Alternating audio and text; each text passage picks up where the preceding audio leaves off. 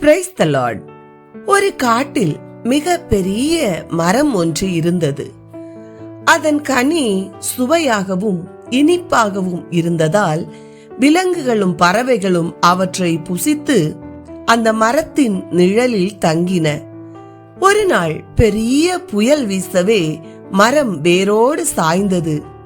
பெரும் சத்தத்தோடு தொப்பென்று விழுந்தது.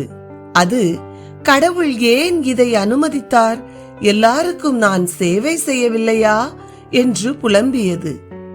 காற்று வீசியது, மழை அடித்தது, வெயில் சுட்டெரித்தது. மரமானது மண்ணுக்குள்ளும் செத்தைக்குள்ளும் புதைந்தது. தரைக்குள் வர வர ஆழமாக புதைந்தது. பூமிக்கடியில் தாங்க முடியாத உஷ்ணம். மரம் உதவிக்காக காத்திருந்தது.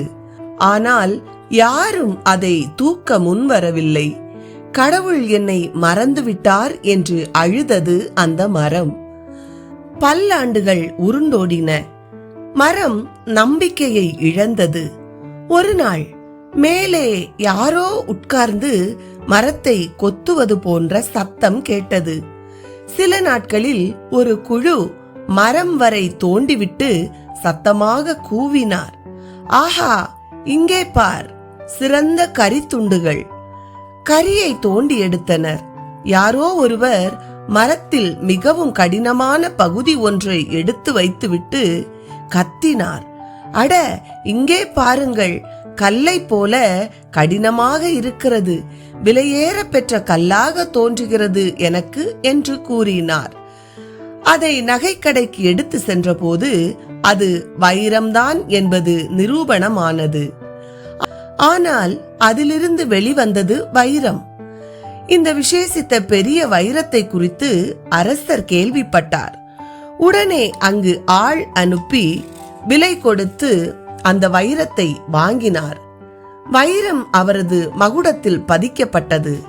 மரம், ஆண்டவரே, நீர் என்னை மறந்து விடவில்லை, நன்றி ஆண்டவரே, நான் பட்ட பாட்டிற்கு பலன் கொடுத்தீர் என்று மன மகிழ்ந்தது. எனக்கு அருமையானவர்களே, நாமும் இப்படித்தான் இந்த மரத்தை போல நம் வாழ்க்கை நன்றாக போய்க் கொண்டிருக்கும் போது மிகவும் மகிழ்ச்சி அடைகிறோம். ஆனால் வீழ்ச்சிகள் வரும்போது ஆண்டவரிடம் புலம்புகிறோம்.